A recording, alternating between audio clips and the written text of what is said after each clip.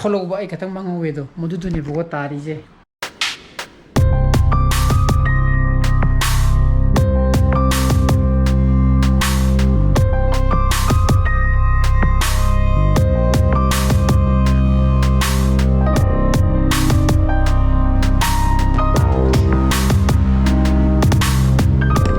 Good afternoon guys, welcome back to my channel.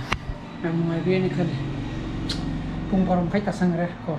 Adunai sak sathu ye sak sathu ka ande chana palaro mag chana palaro thadar maga. Aji moi ni pega mu thabak sakitu ko.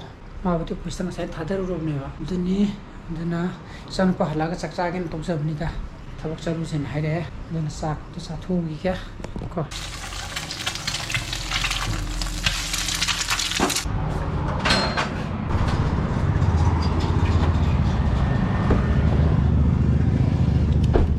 Sai GARI na kena kolak pai tare ta si de kholi jo ba iji si de sing u ra khang de iji kamai na kholi no hara ga di ko ma sai ni bi tin sa pa kan da rim swat thong do bagi do traffic jam yam oi ba ko ai pampu thong na bai tare ma da moi hum tong la ko pa ma sa di or ai na bu di han ga ne ba ko adi kai masa moi ko au thong jula pai tare ko je bumper thong la puni na moi khara check lo da hai ga dra kumdara kan da modan tawle me ko ai ju noi te hai di yamna khotra ga ju GARI da khara khot paji di noi te da na ko ade adana GARI du pai le ko ai da mas GARI khaba je khara ga phasa na yang ga thora ga di traffic jam ni na da na hai re ga adum hale ko kari hai ro ni Chumdra. Okay, I went in a GARI job to wait to Leota, call a gun le originico. But then I was a crack corpazia, I am not a better GARIzico. He with the zoo, GARI cannot away. But then a Samaka, Kubada, now Run Crad Lock, he will leave me. I took the crab means and we are bringing. Cratation we are bringing. Crap is only younger. Thoro gadi bhagadam ni na madu har magadum moju hoy waro be no tamon haire ko ode pare no dum tan hala adana tak na ai gida ta hore tuni ko GARI chobo thoba ai gida adana pungma mini kun sakhra sanapa loba chatli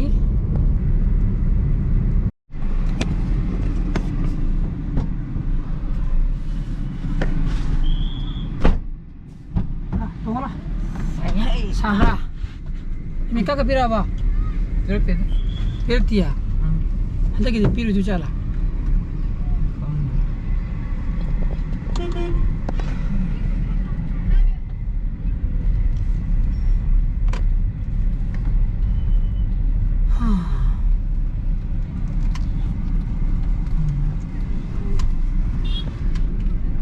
Apa? Masa lebih lagi. Aduh, kacak rokok.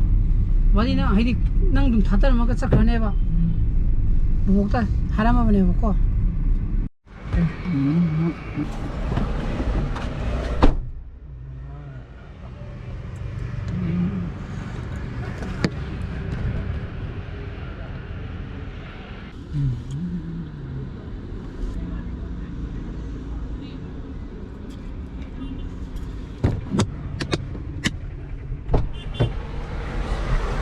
Sigo, toro ka charo ko.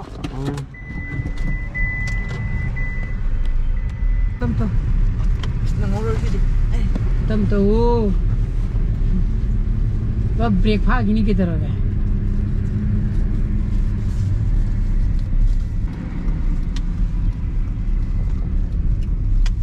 Kum lage na. Kum tam sang ko. Bye. Nang jin pa ba? Thong ji de. Sai thabak sakane habdo ai nupiga pangaida satre ai wene satra baitare ma di sakre ba ko moi pangaida sakada ba ai di pangai gi moi hero pistu da ai di sakada mi yo baitare moi wene sakra ke tu ga dum la ke tunai ngai ra gal nere monai ngai ri ko masai te gi ma mai kar pham ga lai ro bane ꯍꯧꯖꯤꯛ ꯐꯣꯟꯁꯨ battery ꯌꯥꯎꯁꯤꯜꯂꯛꯇ꯭ꯔꯕ ꯃꯦꯠꯄꯗ ꯑꯗꯨꯅ charge ꯇꯧꯒꯦꯅ ꯑꯃꯨꯛ ꯐꯣꯟꯗ ꯑꯃꯨꯛ ꯒꯥꯔꯤꯗ ꯑꯃꯨꯛ charge ꯇꯧꯕ ꯊꯣꯛꯂꯛꯏ ꯑꯗꯨꯅ ꯂꯥꯛꯇ꯭ꯔꯤ ꯃꯥ ꯁꯤꯅ ꯍꯟꯗꯤ ꯍꯜꯂꯛꯑꯦ ꯏꯕꯥꯅꯤꯒ ꯑꯦꯛꯁꯤꯗꯦꯟ ꯑꯃ ꯊꯣꯛꯏꯔꯣ ꯅꯠꯇꯦ ꯑꯩꯗꯤ ꯈꯪꯗꯦ ꯀꯅꯥꯅ ꯑꯇꯣꯞꯄ ꯃꯤ ꯑꯃꯨꯛ ꯂꯥꯛꯇ꯭ꯔ ꯃꯥꯜꯂꯦ ꯑꯩꯈꯣꯏ ꯕꯦꯅꯔ ꯁꯥꯕ ꯍꯥꯏꯕ꯭ꯔꯥ ꯁꯤꯗ ꯁꯥꯔꯤꯁꯦ ꯅꯨꯡꯗꯥꯡꯗ ꯁꯥꯔꯗꯤ ꯐꯒꯗꯕꯅꯤ ꯗꯦ ꯇꯥꯏꯝꯗ ꯁꯥꯕꯁꯤ ꯇ꯭ꯔꯥꯐꯤꯛ ꯖꯦꯝ ꯀꯣ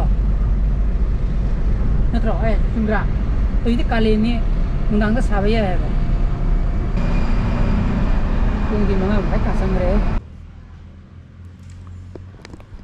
ꯍꯧꯖꯤꯛ ꯕ꯭ꯂꯣꯛ edit ꯇꯧꯔꯝꯃꯤꯅꯦꯕꯀꯣ ꯍꯧꯖꯤꯛ ꯕ꯭ꯂꯣꯛ edit ꯇꯧꯕꯗꯒꯤ ꯀꯩꯅꯣ ꯅꯤꯡꯁꯤꯡꯉꯕ ꯉꯔꯥꯡꯒꯤ ꯕ꯭ꯂꯣꯛꯇ ꯃꯌꯥꯝꯗꯤ ꯈꯪꯉꯝꯃꯔꯣꯏ ꯑꯁꯣꯏꯕ ꯑꯃ ꯌꯥꯎꯕꯅꯦꯕ ꯑꯩꯒꯤ ꯑꯍꯥꯟꯕ ꯍꯧꯔꯛꯄꯗꯣ ꯍꯥꯟꯅ ꯕ꯭ꯂꯦꯡꯇ ꯍꯥꯟꯅ ꯍꯧꯔꯛꯇꯅ ꯃꯝꯃꯒ ꯑꯗꯨꯒ ꯂꯥꯁꯇ ꯑꯩꯒꯤ ꯁꯤꯒꯅꯦꯆꯔ ꯀꯥꯁꯇꯤꯡ ꯍꯥꯏꯒꯗ꯭ꯔꯥ ꯍꯥꯏꯗꯤ ꯏꯟꯇ꯭ꯔꯣ ꯍꯥꯏꯒꯗ꯭ꯔꯥ ꯃꯗꯨ ꯍꯧꯔꯤꯗꯅ ꯃꯗꯨꯒꯤ ꯑꯍꯥꯟꯕꯒꯤ ꯃꯝꯃꯤꯕ ꯁꯔꯨꯛꯇꯣ ꯑꯗꯨ ꯁꯣꯏꯅꯦꯕꯀꯣ ꯃꯗꯨꯗ ꯑꯩꯅ ꯏꯗꯤꯇꯤꯡ ꯇꯧꯕ ꯀꯥꯟꯗ ꯑꯩꯒꯤ ꯍꯥꯏꯗꯤ Mirang-Mahum ꯁꯣꯝꯒꯤ ꯚꯤꯗꯤꯑꯣꯒꯤ ꯔꯥꯏꯠ ꯁꯥꯏꯗ ꯑꯃ ꯊꯣꯛꯄꯗꯣ ꯋꯥꯏꯠꯅ ꯃꯗꯨꯒꯤ ꯁꯤꯟꯗꯣ ꯑꯩꯅ ꯏꯗꯤꯠ ꯇꯧꯕꯗ ꯅꯨꯡꯉꯥꯏꯅꯕ ꯃꯗꯨꯒꯤ ꯐ꯭ꯔꯦꯝꯗꯣ ꯍꯥꯟꯅ ꯃꯇꯣꯟꯗ ꯊꯥꯡꯗꯣꯛꯑ ꯊꯝꯃꯀꯥꯟꯗ ꯑꯩꯒꯤ ꯚꯤꯗꯤꯑꯣ ꯃꯌꯥꯝ ꯑꯃ ꯍꯥꯞꯆꯤꯜꯂꯒ ꯏꯗꯤꯠ ꯇꯧꯔꯕ ꯃꯇꯨꯡꯗ ꯃꯗꯨꯒꯤ ꯍꯧꯖꯤꯛꯀꯤ Mirang-Mahum ꯍꯥꯏꯔꯤꯕ ꯀ꯭ꯂꯤꯞꯇꯣ ꯃꯗꯨꯗ ꯑꯃꯨꯛ ꯊꯥꯡꯖꯟꯒꯗꯕꯅꯦꯕꯀꯣ ꯃꯗꯨ ꯉꯔꯥꯡ ꯊꯥꯡꯖꯜꯍꯧꯗ꯭ꯔꯦꯕꯀꯣ ꯑꯗꯒꯤ ꯐꯦꯁꯕꯨꯛ ꯄꯦꯖꯀꯤ ꯊꯣꯛꯏꯕ ꯑꯩꯈꯣꯏꯒꯤ ꯄꯣꯠ ꯃꯌꯥꯝꯗꯣ ꯑꯃꯠꯇ ꯊꯥꯡꯖꯜꯍꯧꯗ꯭ꯔꯦꯕ ꯑꯩꯕꯨꯗ ꯉꯔꯥꯡꯁꯦ ꯀꯩꯅꯣꯅꯦ ꯑꯩꯁꯤꯕꯨ ꯑꯍꯥꯟꯕꯗ ꯃꯝꯃꯒ ꯍꯧꯔꯤꯁꯦꯅ ꯈꯜꯂꯨꯕ ꯍꯥꯏꯇꯥꯔꯦ ꯑꯗꯨꯗ ꯑꯩꯁꯦ ꯑꯗꯨꯃꯥꯏꯅ ꯁꯣꯏꯔꯦꯗꯣ ꯈꯪꯈ꯭ꯔꯕꯅꯦꯕꯀோ ꯑꯗꯨꯅ ꯉꯔꯥꯡꯒꯤ ꯕ꯭ꯂꯣꯛꯇ ꯑꯁꯣꯏꯕ ꯌꯥꯎꯕꯅꯦ ꯑꯗꯨꯅꯤꯀꯣ ꯑꯗꯨꯅ ꯍꯧꯖꯤꯛ ꯉꯔꯥꯡꯒꯤ ꯕ꯭ꯂꯣꯛ edit ꯇꯧꯔꯝꯃꯤꯅꯦ ꯑꯗꯨꯅ ꯊꯥꯒꯠꯂꯛꯑꯅꯤ ꯄꯨꯡ 3 ꯃꯈꯥꯏ ꯇꯥꯈ꯭ꯔꯦ ꯄꯨꯡ 9 ꯅꯪꯕ ꯅꯪꯗꯕ ꯌꯥꯏꯀꯣ ꯑꯩꯁꯨ ꯉꯥꯏꯍꯥꯛꯁꯨ ꯋꯥꯔꯦꯅ ꯑꯃꯨꯛꯁꯨ ꯍꯤꯞꯄꯨꯔꯕꯀꯣ ꯑꯗꯨꯅ ꯁꯤꯗ ꯑꯞꯂꯣꯗ ꯇꯧꯔꯤꯌꯦ ꯃꯤꯅꯤꯠ 14ꯃꯨꯛ ꯆꯪꯈꯤꯅꯤꯀꯣ ꯄꯨꯡꯗꯤ 3:50 ꯆꯠꯈ꯭ꯔꯦ ꯑꯗꯨꯅ 3 ꯃꯤꯅꯤꯠ ꯑꯩꯒꯤ iPad-ꯇ 3:50 ꯑꯗꯨꯒ ꯑꯩꯒꯤ ꯒꯥꯔꯤꯗꯅ 3:55 ꯑꯗꯨꯅ ꯄꯨꯡ 9ꯗꯤ ꯅꯪꯉꯔꯣꯏ ꯀꯣ nangi riga nangi idea kita itu kai mari lain manantedana baidi why you saying iduna sida upload tori minute 30 ngam tangri nang go like palo rage lore do ha amta nei je bro igamta ha ai gamta nei ji la kandela ai ga nei ai ga like nei ji ka kai wale ge pajila o taka kuidrai coming Friday de ni chanupagi exam first midterm ko 5th May to 12th May ko then video upload tawjagizani sita ko ichanupa school suti thaba ko magi bo suti tharaba ai pemine sanaba chale tarik mari jumu magi suti thaduriye keno tongna bagi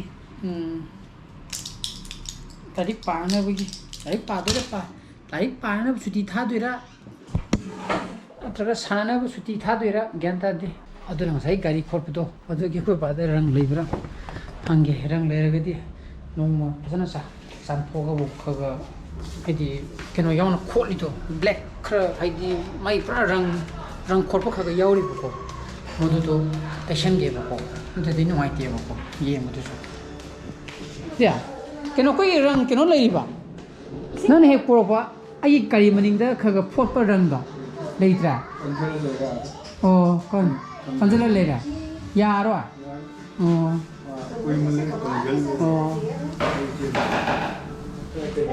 मसाय खरा खेलक प गाड़ी मना मनिंग सोंगी bumper मनिंगदा आई खर तैसेंगे तोबो तो साना गाड़ी कितंगा खोलक जे नमाइता भाई तारे को मैम दुम खंगबिरंग बनित्रा अदो ngасai तौरिबो पोतु दाइने मोदैना एदा टिंग थोकै सक्जुलगा करी आइदि टिंग थोकै सक्जुलगा केमतसु कानबसु पोरारो अदुना खोलौबा आई खतंग मांगवेदो मदुदुनि बगो तारिजे हेदा कोपतना खोतना माने येसिलपा कांदा कोपतना खोतना येसन्दना तौबरगदि सुमाय तौरमिना हाइदि केनो तौबिरो हाइदि सेमबु ओरो पैसा केनो खगा हंजनबु ओरो हाइनगदबा अदो मदुमक्ति ओइदने खरा खोरपनिनाको खरा फजना थुबिरगदि फगदुनि हाइबनतना अदगी ꯈꯣꯠꯄꯤꯔꯝꯕ ꯃꯣꯏꯅ ꯅꯟꯅ ꯅꯠꯇꯕ ꯈꯣꯠꯂꯧꯕ ꯁꯣꯛꯍꯧꯕ ꯑꯩꯅ ꯑꯗꯨꯝ ꯑꯣꯀꯦ ꯇꯧꯕꯒꯤ ꯐꯤꯕꯝꯅꯦꯕꯀꯣ ꯑꯗꯨꯅꯤꯗ ꯀꯣ ꯒꯥꯔꯤ ꯈꯤꯇꯪ ꯈꯣꯠꯇꯅ ꯊꯧꯕꯁꯨ ꯍꯦꯛ